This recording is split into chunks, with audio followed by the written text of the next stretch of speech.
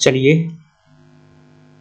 Friends, आज जो है हम जो ज्योग्राफी मेंस के लिए कर रहे हैं, एमपीपीएससी मेंस, जिसमें हमने पिछली क्लास में जो है प्राचीन भारत के भौगोलिक ज्ञान में देखा था और उसे वर्गीकृत किया था कि किस किस क्षेत्र में जो है भारत के लोगों का जो भौगोलिक ज्ञान था वो किन किन क्षेत्रों में था, जिनमें हमने देखा था सौरमंडल का भौगोलिक मतलब सौरमंडल के बारे में, फिर हमने वायुमंडल देखा था, जलमंडल देखा था, स्थलमंडल देखा था।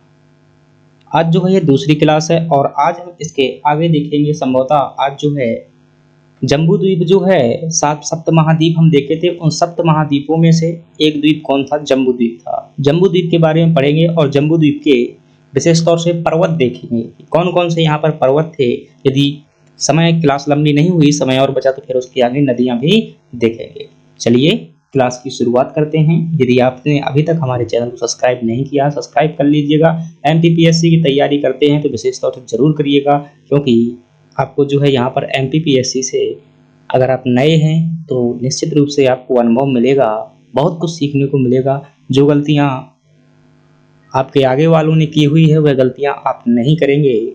फ्रेंड्स, मैं जो है प्री मेंस है सभी देने का मुझे अनुभव है। 5 बार जो है एमपीपीएससी प्री दिया हुआ है, मेंस भी 3 बार लिखा हुआ है, तो इन चीज़ों का जो है मैं यहाँ पर बता रहा हूँ तो वो अनुभव के साथ में बताई जाएगी। चलिए क्लास की शुरुआत करते हैं। फ्रेंड्स, प्राचीन भारत में भौगोलिक ज्ञान की बात करते हैं और हमने भौगोलिक ज्ञान के संदर्भ में देखा था कि भारत के लोगों को कई क्षेत्रों में ज्ञान था और उन कई क्षेत्रों में ज्ञान को लेकर के हमने चर्चा की हुई थी। हमने देखा था कि प्राचीन जो पुराण है, हमारे धार्मिक ग्रंथ है, वेद हैं, उनके अनुसार जो है पूरी पृथ्वी को कितने द्वीपों में बांटा गया था? सप्त महाद्वीपों की चर्चा देखने को मिलती है। कितने महाद्वीपों की? सप्त महाद्वीपों की चर्चा हमने जो है की हुई थी और इन सप्त महाद्वीपों में से एक महाद्वीप था जिसका नाम था जम्बू द्वीप। जम्बू द्वीप और जम्बू द्वीप के बारे में आज जो है हम बात करेंगे। एक सीधा सा दोस्तों प्री में प्रश्न कभी कभी आ जाता है कि बौद्ध ग्रंथों में जम्बू द्वीप शब्द आया हुआ है, उसका उल्लेख कहाँ पर मिलता है और जम्बू द्वीप यानी कि भारत का प्राचीन नाम क्या था? चाहे रामायण ग्रंथ हो, चाहे वो कोई अन्य ग्रंथ हो, उसमें जो है आपका जैसे रामायण हो गया, बौद्ध ग्रंथ हो गया, कुछ वेदों में भी आपको यह जानकारी देखने को मिल जाती है। एक सेकेंड रुकिएगा। तो जो है हम जम्बू द्वीप की चर्चा कर रहे थे और जम्बू द्वीप जो है एशिया, ये आपका पहली बार ध्यान रखिएगा, इसकी जानकारी कहाँ कहाँ मिलती है। फ्रेंड्स, पता नहीं 2 नंबर का कैसा प्रश्न आ जाए मेंस में, और 2 नंबर में अगर 2 नंबर चाहिए तो आपको करेक्ट जो है उसमें क्या देने होंगे? फैक्ट देने होंगे। फ्रेंड्स, सीधे से आप 2 फैक्ट बताइएगा। आपसे सीधा सा प्रश्न हो सकता है, मेंस में से प्रश्न पूछे जाते हैं, फैक्ट में कई प्रश्न आए हुए हैं कि जम्बू द्वीप पे सिंपल सा लिखा हुआ आ जाएगा, तो आप क्या करेंगे? तो इसमें बताएंगे कि बौद्ध ग्रंथों में इसकी जानकारी मिलती है। क्या? बौद्ध ग्रंथों में इसकी जानकारी मिलती है और इसमें क्या कहा गया है? जो मौर्यों का राज्य है, किनका? मौर्य जो साम्राज्य हुआ करते थे, मौर्यों का जो राज्य वो क्या है? जम्बू द्वीप है। वहीं जो है रामायण में भी इसकी जानकारी मिल जाती है, रामायण में भी जानकारी मिल जाती है, प्लस इसकी जानकारी दोस्तों कई महाकाव्यों भी देखने को मिलती है। ऋग्वेद में भी जो है इसकी जानकारी देखने को मिल जाती है। तो इस प्रकार से आप ध्यान रखिएगा। ऑप्शन में प्री में जैसा प्रश्न आता है कि निम्नलिखित में से किसे जम्बू द्वीप के नाम से जाना जाता था, जो आप भारत, उसमें ऑप्शन मिल जाएगा तो उसमें जो है जम्बू द्वीप कह सकते हैं। अब हम बात करें, ये दोस्तों जो 7 महाद्वीप थे, ये जम्बू द्वीप जो है उन सप्त महाद्वीपों में से एक था और याद रखिएगा ये सबसे बृहद और सबसे बड़ा था। उन सप्त महाद्वीपों में सबसे बृहद और सबसे क्या था? ये बड़ा था। अब फ्रेंड्स बात करें, ये जम्बू द्वीप है, ये जम्बू द्वीप जिस प्रकार से कोई देश राज्यों में विभाजित होता है, जैसे वर्तमान में जो महाद्वीप है किस में विभाजित होते हैं? देश में विभाजित होते हैं। उसी प्रकार से यह जम्बू द्वीप जो है आपका किसमें विभाजित था, उपखंड में विभाजित था। किसमें, उपखंड में विभाजित था। और कितने उपखंडों में विभाजित था, 9 उपखंडों में विभाजित था। याद रखिएगा, प्रत्येक उपखंड को क्या कहा जाता था फ्रेंड्स, से वर्ष कहा जाता था। क्या कहते थे, प्रत्येक उपखंड को वर्ष कहते थे। ऐसे कितने वर्ष थे जम्बू द्वीप के, 9 वर्ष थे, याद रखिएगा। तो 9 उपखंडों में विभाजित था। अब कौन कौन से 9 वर्ष थे, तो फ्रेंड्स मैं से चित्र के माध्यम से बताऊं या सिंपल से एक बार मैं नाम लिख देता हूं, फिर आपके सामने मैप के माध्यम से नहीं क्या कर दूंगा, दर्शा दूंगा। अगर इन 9 राज्यों में बात करें कि कौन कौन से थे, भाई इतना मोटा पेन कहां से हो गया,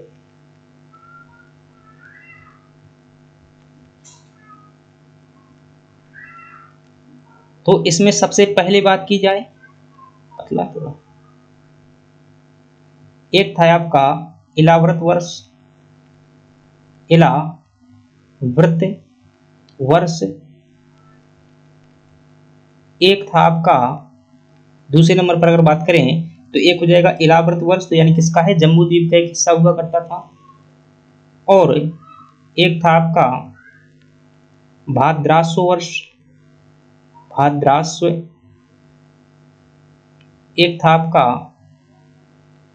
रण्यक वर्ष, कौन था, रम्यक वर्ष। एक था आपका हिरण्य वर्ष, हिरण्य वर्ष। ये सभी के अंत में जो है वर्ष लगा लीजिएगा, रम्यक वर्ष, हिरण्य वर्ष। और एक बात करें, एक था आपका उत्तर मेरु वर्ष, उत्तर मेरु वर्ष। एक था आपका केतुमाल, केतुमाल। और एक था आपका भाद्रास्व हो गया। भारतवर्ष जो है एक वर्ष हुआ करता था, जैसे हम भारत देश कहते हैं तो ये वर्ष जो है किस प्रकार से है, तो भारतवर्ष हो गया एक। और भाई नंबर गलत हो गया, 1 2 3 4 5 6 7, ये 8वें नंबर का है, कहाँ गलत हो गया, ये वाला गलत है। 5 हो गया, ये हो गया 6, ये हो गया 7, ये हो गया आपका 8 है। और 8वें नंबर में आप क्या ध्यान रखेंगे, एक था हरि वर्ष, हरि वर्ष। और 9वें नंबर में आप ध्यान रखिएगा, एक था किम पुरुष, किम पुरुष। ऐसे कितने वर्ष थे, 9 वर्ष हुआ करते थे, किम पुरुष वर्ष। अब ये 9 वर्ष कहाँ कहाँ पर स्थित थे, तो आप जो है मैप के माध्यम से विस्तृत तरीके से समझ पाएंगे। चलिए अब इन्हें हम मैप में दिखाने का प्रयास करते हैं और आपको बताते हैं कि कहाँ कहाँ पर कौन स्थित था। तो आप सबसे पहले यहाँ पर एक देख पा रहे हैं, गोला बनाया मैंने, इसी प्रकार का आप याद करिएगा, इसी प्रकार का बना करके जो है आपको याद करना है। और एक बना रहा हूँ बड़ा गोला,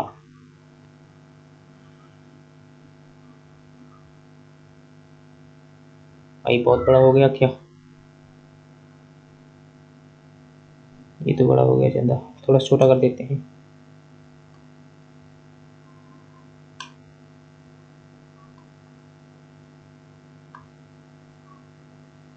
अभी भी बड़ा है,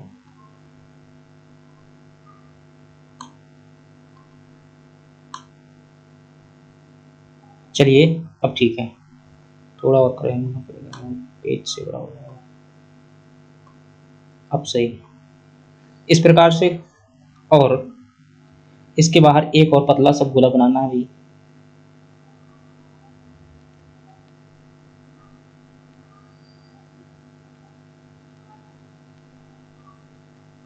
जम्बू द्वीप का ये चित्र है, हम क्या देख रहे हैं, ये जम्बू द्वीप है। चलिए अब देखते हैं, तो ये किसका चित्र है भाई, ध्यान रखना है, ये जो है जम्बू द्वीप का मैं क्या बना रहा हूँ, मैप बना रहा हूँ, जम्बू द्वीप। ये जो बीच में आप देख पा रहे हैं, ये क्या है, एक थोड़े से,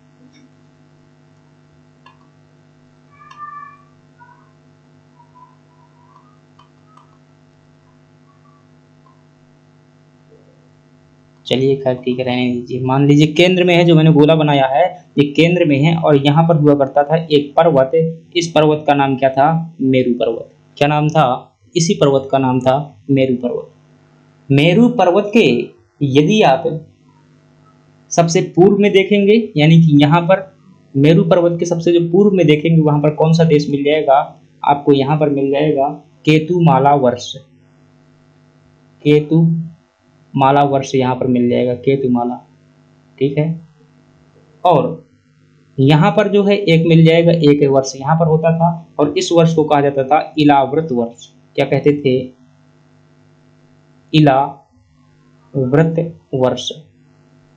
और इन दोनों को जो है एक पहाड़ी विभाजित करती थी, उस पहाड़ी का नाम क्या था? तो ये जो है बीच में काले कलर से नहीं दिख रही है क्या? ये कौन सा कलर? लाल कलर से जो मैं यूज कर रहा हूँ क्या है? पहाड़ी है। ये एक क्या हुआ करती थी? पहाड़ी हुआ करती थी। और इस पहाड़ी का नाम क्या था? इस पहाड़ी का जो नाम था वो था आपका निषिद्ध पर्वत। क्या नाम था? निषिद्ध पर्वत। ये निषिद्ध पर्वत था। और इलाव्रत देश और केतुमाला को कौन सा पर्वत विभाजित करता था? तो आप क्या बताएंगे? निषिद्ध पर्वत विभाजित करता था। अगली बात करें, इसके जो सबसे उत्तर में देश हुआ करता था उच्चवर्ती प्रदेशों में, उसे क्या कहते थे? उत्तर मेरु देश कहा जाता था, मतलब वर्ष कहा जाता था। उत्तर मेरु वर्ष यहाँ पर हो जाएगा, उत्तर मेरु वर्ष हो जाएगा ये। और ये हो गया आपका केतुमाला, इलाव्रत हो गया। और जो मेरु पर्वत के दक्षिण में होता था वो कौन सा था? वो भारतवर्ष था। मेरु पर्वत के दक्षिण में भारतवर्ष हुआ करता था। पूर्व में देखेंगे तो आपका भाद्रास्व वर्ष हुआ करता था। यहाँ पर कौन सा था? भाद्रास्व वर्ष था पूर्व में। और इसे जो विभाजित करता था भाद्रास्व पर्वत के, यहाँ पर जो बीच में एक पर्वत हुआ करता था मेरु पर्वत और भाद्रास पर्वत के बीच में, इसे क्या कहा जाता था? इसे कहते थे माल्यवत पर्वत कहा जाता था। क्या कहते थे इसे? इसे जो है इस पर्वत को मैं यहाँ पर लिख देता हूँ भाई, माल्यवत पर्वत। माल्यवत पर्वत। ठीक। तो मेरु पर्वत के बाद जो कौन सा पर्वत है? माल्यवत पर्वत है। और माल्यवत पर्वत के बाद में कौन सा देश आता है? भाद्रास्व वर्ष आता है, यानी कि जम्बूद्वीप का जो एक उपखंड हुआ करता था।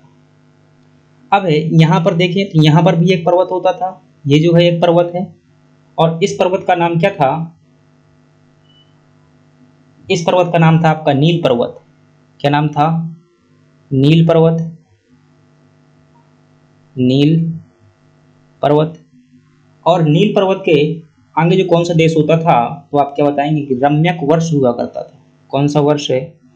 रम्यक वर्ष हुआ करता था। और रम्यक वर्ष के बाद जो है एक पुनः पर्वत मिलता है हमें देखने को इस प्रकार से, रम्यक वर्ष के बाद। और इस पर्वत का जो नाम हुआ करता था वो था श्रृंगवन पर्वत।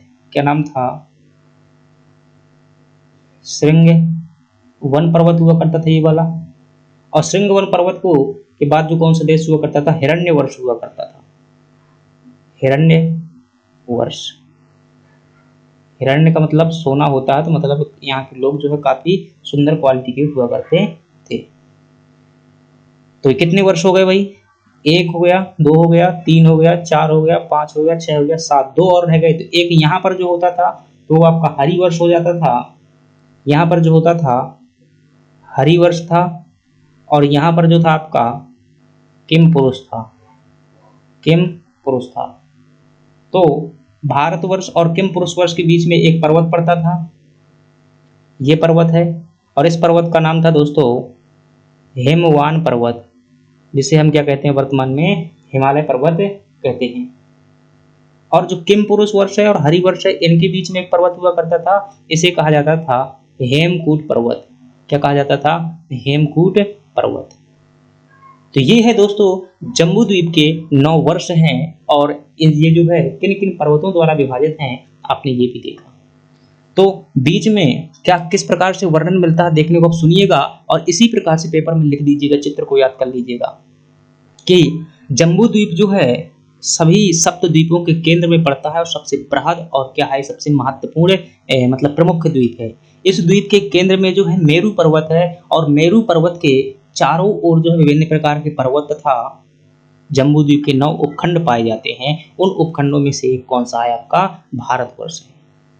बात करें केतुमाला वर्ष की, केतुमाला की, तो वो जो है मेरू पर्वत के सबसे पश्चिम में पड़ता था। पूर्व में अगर देखेंगे तो भाद्रासु वर्ष पड़ता था। सबसे उत्तर में देखेंगे तो उत्तर मेरू, और दक्षिण में क्या पड़ता था, भारतवर्ष पड़ता था। और भारतवर्ष के ऊपर किमपुरुष वर्ष पड़ता है, जो कि हिमवान पर्वत द्वारा विभाजित होता है। किमपुरुष वर्ष के मतलब किमपुरुष वर्ष के ऊपर जो हरिवर्ष पड़ता है, जो कि हेमकूट पर्वत द्वारा विभाजित होता है। इस प्रकार से हमने क्या देखा, ये 9 उपखंड देखे, और इन उपखंडों में कौन कौन से पर्वत थे ये भी हमने देखे। अगर बात की जाए थोड़ा सा और मैं अगर इसे समझाऊं मैं आपको कि ये वाला जो क्षेत्र होता था उत्तर मेरू वाला क्षेत्र, ध्यान रखिएगा ये कौन सा क्षेत्र है, साइबेरिया वाला क्षेत्र है। ये वर्तमान में से साइबेरिया रूस वाला क्षेत्र माना जाता है। ये जो आपका भाद्रासु वाला वर्ष है तो ये कौन सा है, चीन प्लस है मंगोलिया वाला क्षेत्र है। ये चीन प्लस है मंगोलिया वाला क्षेत्र है। जो किमपुरुष वर्ष है ये आपका तिब्बत वाला क्षेत्र है। कौन सा क्षेत्र है, तिब्बत वाला क्षेत्र है। और केतुमाला ये जो रम्यक वर्ष जो है आपका, ये रम्यक है, ये क्या है, मध्य एशिया से संबंधित है, मध्य एशिया वाला क्षेत्र है। तो इस प्रकार से जो है ये कई जो क्षेत्र हैं कहीं कहीं इंडिकेट करते हैं। तो मैंने थोड़ा थोड़ा बताया जो कुछ भी इसके बारे में जहां तक मुझे जानकारी ढूंढने को मिली। अब हम बात करते हैं यहाँ पर कौन कौन से पर्वत थे। तो पर्वत देख लिए, अगर आप इस प्रकार का चित्र बनाएंगे तो निश्चित रूप से आप बहुत अच्छे नंबर पा सकेंगे। तो ये चित्र जरूर याद रखिएगा, जम्बूद्वीप का है, किस प्रकार से यहाँ पर 9 उपखंड थे, भारतवर्ष कहाँ पर था, कौन कहाँ पर था, आप याद कर लीजिएगा, 9 उपखंड हो गए। चलिए अब बात करते हैं जो यहाँ पर कौन कौन से पर्वत स्थित थे। हम बात कर लेते हैं किसकी, कि जम्बूद्वीप में जो है कौन कौन से पर्वत थे। तो पहली बात ध्यान रखिएगा कि जम्बूद्वीप के केंद्र में एक पर्वत पड़ता है जिसका नाम है मेरू पर्वत। एक पर्वत कौन था, मेरू पर्वत। मेरू पर्वत जो है यहीं पर स्थित था। और ये मेरू पर्वत कुछ और नहीं है, ये जो आपका पमीर पर्वत है, पमीर का पठार जिसे कहते हैं, पमीर ग्रंथि भी कहा जाता है, वो कौन सा है, यही है। और ये किस प्रकार का है, कमल की पंखुड़ियों की आकृति का फैला हुआ है, कमल की आकृति का फैला हुआ है, जिसके चारों ओर जो है कई सारे पर्वत यहाँ से निकलते हैं। फ्रेंड्स बात करें जो उस समय का काल हुआ करता था, 5 प्रकार के पर्वत विभाजित किए गए हैं। कितने प्रकार के, 5 प्रकार के पर्वत हुआ करते थे। तो शायद पूछे कि 5 प्रकार के पर्वत कौन कौन से होते थे भारतीय भौगोलिक ज्ञान परंपरा के अनुसार, तो आप क्या है 5 प्रकार के पर्वत जो है याद करिएगा। कौन कौन से होते थे, तो पहला ध्यान रखिएगा मध्य पर्वत। क्या ध्यान रखेंगे, पहला मध्य पर्वत, और दूसरा आप ध्यान रखेंगे विषकंभ पर्वत, विषकंभ पर्वत, और जो तीसरा ध्यान रखेंगे वो हो जाएगा आपका वर्ष पर्वत, वर्ष पर्वत, और चौथा जो आप ध्यान रखेंगे वो हो जाएगा आपका मर्यादा पर्वत, मर्यादा पर्वत, और जो 5वें प्रकार का जो पर्वत होता था उसे कहते थे केशांचल पर्वत, जो कहा जाता था, क्या कहा जाता था, केशांचल पर्वत। ये क्या होते थे, तो थोड़ा थोड़ा इनके बारे में पता होना चाहिए। मध्य पर्वत जो सीधा सा है, मध्यवर्ती क्षेत्रों में स्थित होते थे, जो मध्य में थे, यानी कि देशों के मध्य में थे, यानी महाद्वीपों के मध्य में थे। विषकंभ पर्वत क्या हुआ करते थे, ये मध्य पर्वत का उदाहरण क्या हो जाएगा आपका, मेरू पर्वत इसमें कह सकते हैं। जो मेरू पर्वत के चतुर्दिक पर्वत हुआ करते थे। चतुर्दिक मतलब चारों ओर, चतुर मतलब 4, दिक मतलब दिशा। मेरू पर्वत के चतुर्दिक जो पर्वत थे उन्हें क्या कहा जाता था, विषकंभ पर्वत कहते थे। वर्ष पर्वत क्या होते थे, जो देशों के प्रमुख पर्वत होते थे, प्रमुख पर्वतों को जो प्रमुख पर्वत होते थे वो क्या कहलाते थे, आपके वर्ष पर्वत कहलाते थे। मर्यादा पर्वत क्या होते थे, जो दोस्तों सीमा पर स्थित होते थे, जैसे कि हिमालय पर्वत है वो क्या है आपका मर्यादा पर्वत है। केशांचल पर्वत की बात करें तो जो अंतः महाद्वीपीय पर्वत होते थे, कौन से, अंतः महाद्वीपीय जो पर्वत होते थे उन्हें क्या कहा जाता था? केशाचल पर्वत कहा जाता था। तो ये याद रखिएगा, 5 प्रकार के पर्वत बताए गए। चलिए अगली बात करते हैं, और कुछ अन्य प्रकार के यहाँ पर जो पर्वत हमें देखने को मिलते हैं हमारे भूगोल भारतीय ज्ञान परंपरा के अनुसार, कौन कौन से थे देखिएगा। अगर आपसे पूछे किसके बारे में, हेमकूट पर्वत के बारे में, अगर आपसे पूछा जाए हेमकूट पर्वत, तो ये भी आपका कहाँ पर था? जम्बू द्वीप में ही पड़ता था। और हेमकूट पर्वत दोस्तों कोई और पर्वत नहीं, इसे आप बहुत अच्छे तरीके से जानते हैं। इसे कहा जाता था कैलाश पर्वत को। जो कैलाश पर्वत है उसी को क्या कहा जाता था? हेमकूट पर्वत कहा जाता था। एक पर्वत हुआ करता था निषिद्ध पर्वत। अभी हमने चित्र में देखा हुआ था निषिद्ध पर्वत कहाँ पर है, देखिएगा थोड़ी सी यहाँ पर देख लेते हैं। ये जो आप पर्वत देख पा रहे हैं कौन सा पर्वत है? आपका निषिद्ध पर्वत है। तो निषिद्ध पर्वत की बात करें, दूसरा जो पर्वत है एक है निषिद्ध पर्वत, और निषिद्ध पर्वत को भी आप जानते हैं। ये निषिद्ध पर्वत कौन सा होता था? तो फ्रेंड्स ये जो पर्वत होता था निषिद्ध पर्वत है, ये आपका हिंदुकुश पर्वत है। कौन सा है? जो हिंदुकुश हिंदुकुश पर्वत है उसे क्या कहा जाता था? आपका निषिद्ध पर्वत कहा जाता था। और यहाँ पर जो दोस्तों ये जो हिंदुकुश पर्वत है, यहाँ पर 3 शिखर हुआ करते थे। कितने शिखर हुआ करते थे? 3 शिखर, मतलब चोटियां हुआ करती थी। इन तीनों चोटियों में जो है आपके ब्रह्मा जी जो हुआ करते थे, जो विष्णु जी हुआ करते थे, और जो शिव जी हुआ करते थे, सभी क्या करते थे? इन तीनों पर्वतों में निवास करते थे एक एक। ऐसी जानकारी हमें किसमें मिलती है? भारतीय पुराणों ग्रंथों के अनुसार जो है बात की जा रही है। तो हमने किसको देखा? हेमकूट पर्वत, निषिद्ध पर्वत, और जो है 5 वो पर्वत देखे थे। कुछ अन्य हैं और देखिएगा, एक पर्वत है आपके पास में जिसे हम कहते हैं हिमवान पर्वत। हिमवान पर्वत, और हिमवान पर्वत जो है ये आपका कौन सा पर्वत होता था? जो हिमालय पर्वत है इसे ही क्या कहा जाता था? हिमवान पर्वत कहा जाता था। तो हिमालय पर्वत। और अगर अगली बात करें, एक पर्वत है जिसे हम क्या कहते थे?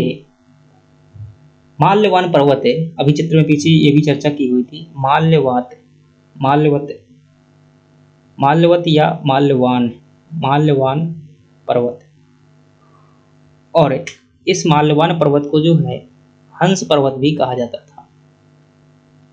अब जैसे कोई भी पर्वत 2 नंबर में उठा करके पूछ ले, और आपने पिछला मैप देखा हुआ है, अरे माल्यवान पर्वत, तो आप क्या बता देंगे कि भाई माल्यवान पर्वत कहाँ पर है? ये माल्यवत पर्वत ये है आपका। तो क्या कहेंगे? मेरू पर्वत के पूर्व में स्थित है, जो कि भाद्राश्व वर्ष को क्या करता है? सीमा बनाता है, विभाजित करता है, ऐसा बता दीजिएगा। इसके दक्षिण में हरिवर्ष स्थित है, उत्तर में क्या है, इसे जो है 1-2 फैक्ट इसमें बता सकते हैं।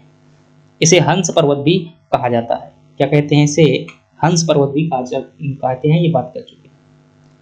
अगर आपसे पूछे कि क्या भारत में कुछ पर्वत थे जिनका जिक्र हमें देखने को मिलता है, साहब पेज कंप्लीट हो गया,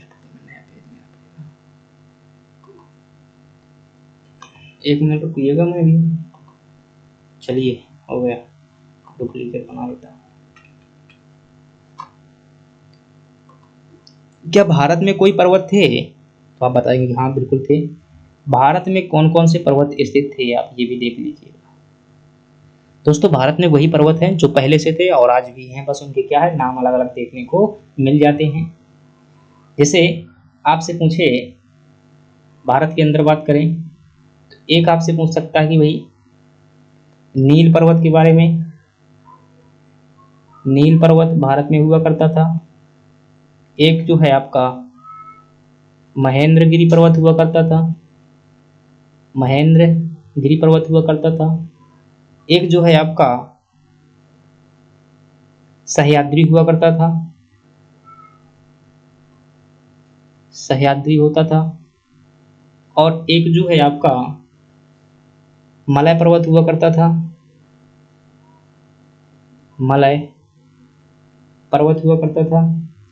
एक जो है आपका ऋक्ष पर्वत हुआ करता था, ऋक्ष पर्वत।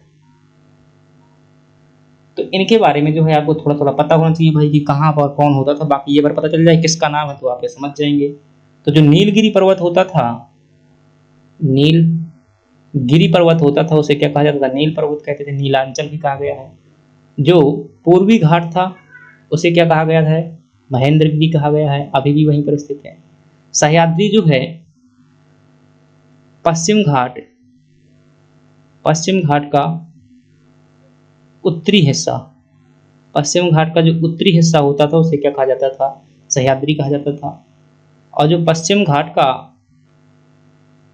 दक्षिणी हिस्सा होता था उसे क्या कहते थे? दक्षिणी हिस्सा को मलय पर्वत कहा जाता था। जो विंध्य पर्वत होता था उसे क्या कहा गया है? ऋक्ष पर्वत कहा गया है। तो ये अगर मैं छोटा सा यहाँ पर भारत का मानचित्र बनाऊं,